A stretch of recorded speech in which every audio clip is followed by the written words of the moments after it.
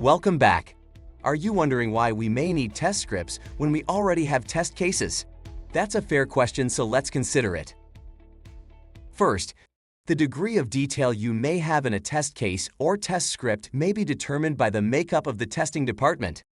If you are a member of a test team with extensive knowledge of an application and you are testing it yourself, then there is no need to write detailed step-by-step scripts as you are already familiar with the system and supporting processes. A high-level test case will suffice. However, if you are part of a team whose sole function is to analyze design documents and create tests, then another team of testers will be required to execute them. In this situation, the tests you write must be very detailed and contain step-by-step instructions. This is because another team will run the tests and may have very little knowledge of the application.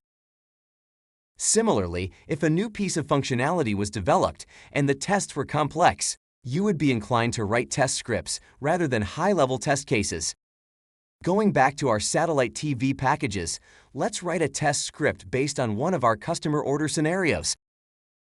Here is a test case based on our satellite TV scenario, which should look familiar to you.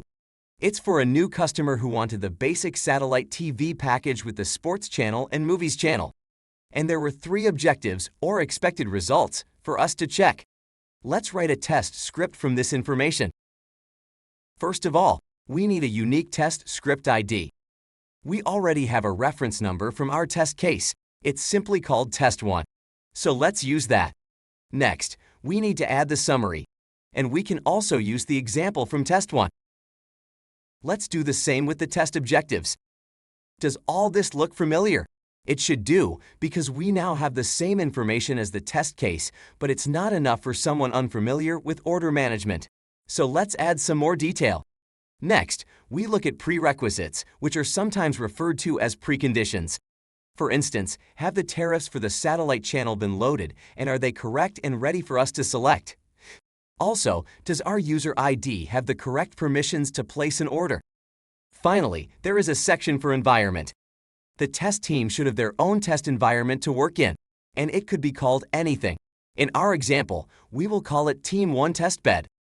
It's also worth noting that some people refer to their scripts as test cases. So depending on where you work, the terms are interchangeable. It's a debate that rages on, and there are no wrong answers. Now we have our test script headers, and we are ready to add the test steps. This will complete the test script process, so join me in the next lesson to see how. Remember, all lessons are free, so please like this video and subscribe to my channel. It costs you nothing and allows me to keep creating free content for you.